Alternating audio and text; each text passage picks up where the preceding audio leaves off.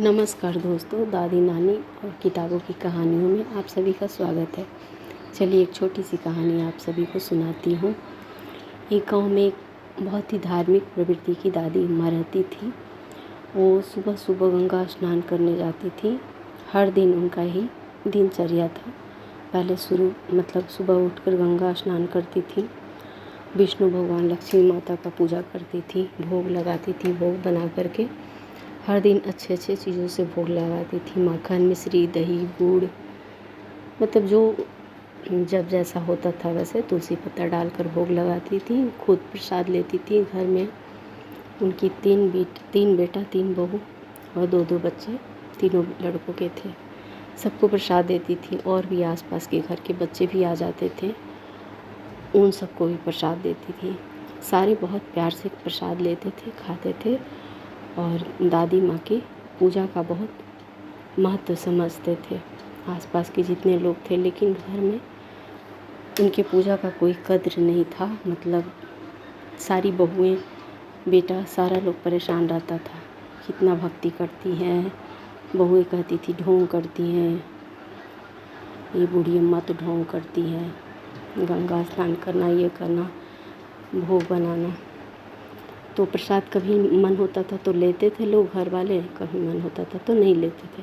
लेकिन आसपास के बच्चों का ये रूटीन हो गया था कि उन लोगों को इतना पता होता था कि इतने टाइम तक दादी पूजा करती है, उसके बाद प्रसाद देती है। उस टाइम पे पूजा ख़त्म होते ही उस समय बच्चे आ जाते थे प्रसाद लेने, सारे प्रसाद लेते थे। इसी तरह कुछ दिनों के बाद बहुओं को आपस में सारी बहुएं बात की कि इस तरह से करती हैं तो ये तो सारा मतलब पैसा ऐसे ही खर्च कर देंगी सासू माँ जो हम लोग की हैं।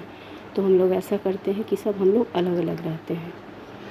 अलग अलग रहेंगे तो अपने अपने परिवार पे ध्यान देंगे, बच्चों पे ध्यान देंगे, सब सही से खा पी सकते हैं और बाल बच्चों पे ध्यान दे सकते हैं।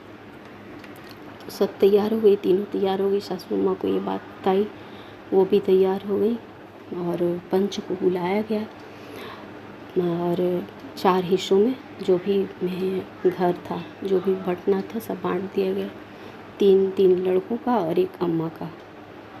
तो दादी को एक हिस्सा मिल गया। तीनों लोग अलग अलग अपना रहने लगे, खाना पीना रहना सब अपना अलग करने लगे। दादी लेकिन जैसे रहती थी वैसे ही अपना गंगा स्नान करना, भोग बनाना, प्रसाद बाँटना, देना, खाना करती थी। कुछ दिनों के बाद दादी को लगा कि अब तो जो भी था खाने पीने का अब थोड़ा ही रह गया है, लेकिन प्रसाद तो बच्चों को इंतज़ार रहता है। यदि मैं नहीं भी दूंगी तो बच्चे तो इंतज़ार में रहते हैं कि दादी प्रसाद देगी, दादी प्रसाद बनाती है, दादी भोग लगाएगी और प्रसाद हम लोगों को देगी। तो ठीक है, थोड़ा ही बनाऊंगी लेकिन बच्चों को ज़रूर दूंगी। ऐसे ही दोपहर के समय में दादी मतलब लेटे लेटे यही बात सोच रही थी कि अब तो बहुत थोड़ा खाने पीने का सामान रह गया है। तब एक 15-16 साल का लड़का दादी के दरवाजे पे आया। बोला, क्या कर रही हो अम्मा, सो रही हो क्या तुम? दादी बोली, नहीं बेटा, तुम कौन? तुम, मेरा नाम कृष्णा है, मैं आपके मायके से आया हूँ। तुम मेरे मायके से आए हो? दादी बोली, तो हाँ, आपके भाई ने ये खाने पीने का सामान आपके लिए भेजा है।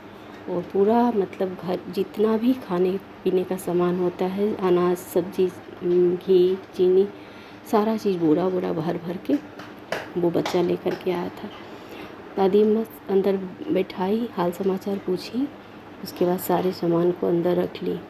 अब तो जो चीज़ सोच रही थी दादी माँ, खुशी का ठिकाना ही नहीं रहा कि मेरा भाई जो है इतना कुछ भेजा है। और फिर अपना दूसरे दिन से उसी तरह करने लगी, जैसे प्रसाद बनाती थी पूरा पूरा देने लगी। तो बहुओं को हुआ कि हम लोग इतने दिन हो गया अलग भी कर दिए हैं, तो भी ये तो माँ जो है पहले से भी ज़्यादा अच्छे से रहने लगी और अच्छी हो गई खा पी करके। क्या बात है, ये हम लोगों का खाना ले रही, हम लोग के पास से कुछ चुराती हैं, कैसे ये इतना कर ले रही हैं? तो तीनों मिलकर ये बोली कि जब ये गंगा स्नान करने जाएंगी तब हम लोग इनके रूम में, इनके घर में चल कर के देखते हैं कि कितना हम लोगों के पास से क्या ले गई हैं। तो तीनों ये ऐसा प्रोग्राम बनाई और गंगा स्नान के लिए दादी गई, तब तक तीनों गई और देखी कि अरे इतना सारा सामान भरा है। जैसे ही वो लोग वो मतलब तीनों तीन तरफ सामान देखे जा रही थी, लेने का कोशिश की, उसी समय तीनों बहुएं कुतिया बन गई। कुत्ते की भेष में देख करके दादी माँ गंगा स्नान करके आई तो तीनों बहुएं दादी माँ के पैर पकड़ करके और अपना सारा बात बताई कि हम लोगों के मन में ऐसा विचार आ गया था, हम लोग को माफ़ कर दीजिए सासू माँ। तो दादी माँ जब भी प्रार्थना करती थी, बच्चे साथ थे तो भी, अलग रहे तो भी, कि मेरे बाल बच्चे हमेशा सुखी रहें और समझदारी से रहें, सब मिलजुल कर रहें, यही प्रार्थना करती थी।